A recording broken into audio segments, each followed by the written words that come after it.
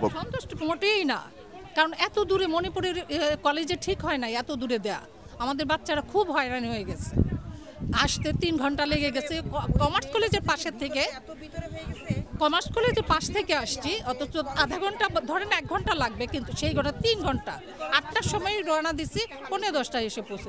প্রস্তুতি মোটামুটি আছে ভালোই, কিন্তু ভয় পেয়ে গেছে ওরা। এই জঙ্গল পেরোয় কোথায় কলেজ মা, এত দূর কেন?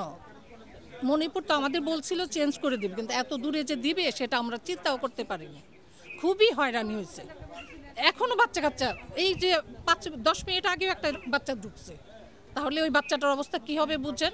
গুগল ম্যাপে তো এটা পাওয়া যায় নাই, পাওয়া গেলে না হয় আমরা ওইভাবে আসতাম, কিন্তু এটা তো ম্যাপের ভিতরেই নাই, কিভাবে পাবো? মানে আমরা খুব কষ্ট করতেছি, ঠিক আছে। আমরা অনেক গার্ডিয়ানস, এখন আমাদের বাচ্চারা অনেক দূর থেকে আসে, তো আমরা তো এখানে থাকবই। এটার জন্য একটা ওয়াশরুম নেই, রাস্তাঘাট কি অবস্থা। আর এই জ্যামের জন্য বাচ্চারা প্রতিদিন ভোগান্তে হবে, তো কিভাবে আসবে? অনেকে পরীক্ষা লেট করে আসবে, পরীক্ষা দিতেই পারবে না। এটার জন্য আমরা কি করব? এটার জন্য আপনাদের কাছে আমাদের একান্ত অনুরোধ, উপদেষ্টা, শিক্ষামন্ত্রী সবাইকে আপনারা এটাই করে দিবেন আমাদের জন্য, যেন একটা আমাদের বাচ্চা কাচ্চার জন্য একটা সিদ্ধান্ত, ভালো সিদ্ধান্ত যেন নেই রাস্তাঘাটের ব্যাপারে। সংসার থাকে, যারা বাসায় আরও বাচ্চারা আছে। আমার আরেকটা মেয়েও পরীক্ষা দিচ্ছে 4th ইয়ারে, তো এখন আমি তো এইগুলোই সার্চ দেওয়ার পাচ্ছি না, আমি কী করব? সেক্ষেত্রে আমাদের কি করা উচিত? প্রত্যেকটা মা বাবাই রাস্তাঘাট দিয়ে আসতে নিয়ে তাদের বাচ্চারা খুবই সমস্যাতে পড়তেছে। তো এটার জন্য আপনারা একটা ব্যবস্থা নেবেন, আমরা আপনাদের কাছে জানিয়ে দিচ্ছি, আপনারা এটা তাদেরকে অবশ্যই বলবেন। কলেজের লোকেশন আসে, কিন্তু এই যেটা দেখাচ্ছে যে জঙ্গল, এইভাবেই আসে।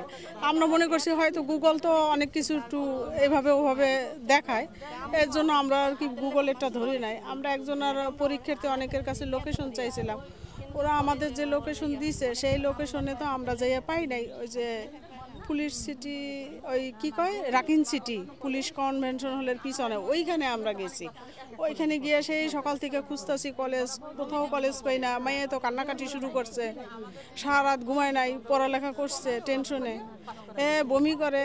আবার রিক্সাওয়ালা চিনে না, রিক্সারে জিজ্ঞেস করতে করতে তারপরে যে এক অভিভাবকের ফোন দিয়ে এই জায়গাটা আমরা আর কি লোকেশনটা কোনো মতে ট্র্যাক করে তারপরে এই পর্যন্ত আসতে পারছি। এতে অনেক ভোগান্তির সৃষ্টি হয়েছে, মেয়েও অনেক নার্ভাস হয়ে গেছিল, পরে শেষে সেও কান্নাকাটি করতেছিল। পরীক্ষা শুরু হওয়ার মাত্র 10 মিনিট আগে আমরা আসতে পারছি।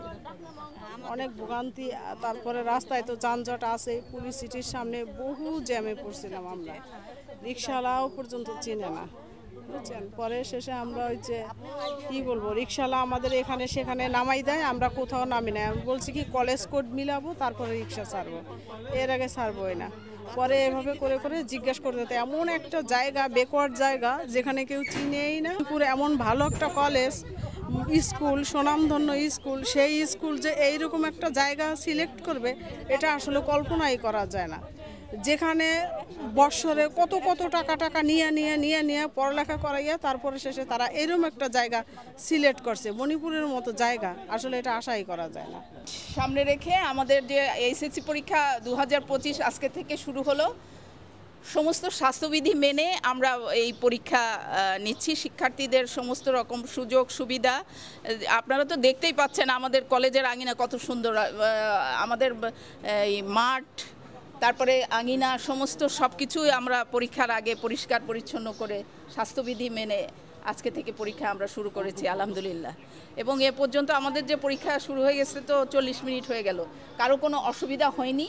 ইনশাল্লাহ পরবর্তী পরীক্ষাগুলো আরও মানে খুব সুন্দরভাবে আমরা নিতে পারবো বলে আমরা আশা রাখছি।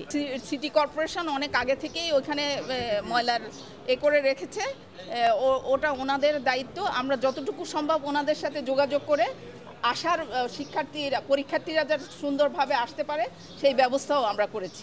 এটা সিটি কর্পোরেশন উদ্যোগ নেবে, যতদিন পরীক্ষা থাকবে ওইটা পরিষ্কার পরিচ্ছন্নভাবে।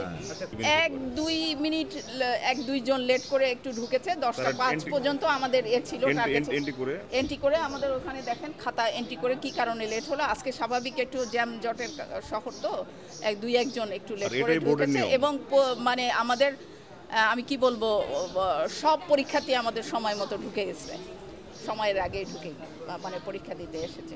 কোনো অসুবিধা হয়নি, কোনো বিশৃঙ্খল হয়নি, খুব সুন্দরভাবে এই ভাসানটেক সরকারি কলেজে আমরা পরীক্ষা নিতে পারছি। আপনাদেরও সহযোগিতা কামনা করছি, আপনাদের মিডিয়া সবাই, সাংবাদিক ভাইরা যারা আছেন।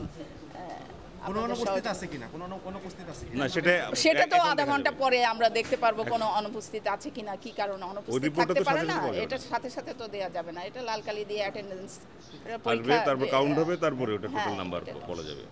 আর কিছু বলবেন? না, আসলে পরীক্ষার অবস্থা নিয়ে আমরা মোটেও সন্তুষ্ট না, কারণ হচ্ছে যে আমাদের ওই সাইড থেকে আমরা এই সাইডটা আসলে খুব একটা চিনি না ভিতরে, আর এটা এত ভিতরে হয়ে গেছে বাইরে থেকে আসলে মনে হয় না যেখানে একটা স্কুল আছে বা কলেজ আছে, বাইরে থেকে বোঝাই যায় না। এই জন্য আমাদের বাচ্চা রাস্তা খুঁজে বের করতেও আমাদের একটু এমনি সময় নিচ্ছে অনেক। গুগল ম্যাপে সবাই যে বাচ্চাদেরকে তো মোবাইল ইউজ করতেই দেয় না, তাই না? ইউজ করা যাবে না, তোরা তো বাসায় মোবাইল রেখেই আসছে, আর রাস্তায় গুগল ম্যাপ দেখে পরীক্ষার দিন এটা তো হয় না। আসলে গুগল ম্যাপ দিয়ে ঘুরতে যাওয়া যায়, পরীক্ষা সেন্টারে তো আসা যায় না, এত অনেক দূর। আর সেন্টারটা আমাদের ইয়েদের মণিপুরি মোটেও ঠিক হয় না এত দূরে ফেলা। ওনাদের বাচ্চাদের যদি কোনো ক্ষতি হয় বা কোনো কিছু হয় তাহলে ওনার কলেজ কর্তৃপক্ষের দায় নিতে হবে, এ দায়। আর এটা পরিবেশ তো বাইরের পরিবেশটা মোটেও ভালো না, এই এরিয়ার জন্য এটা ঠিক আছে, কিন্তু আমাদের জন্য না।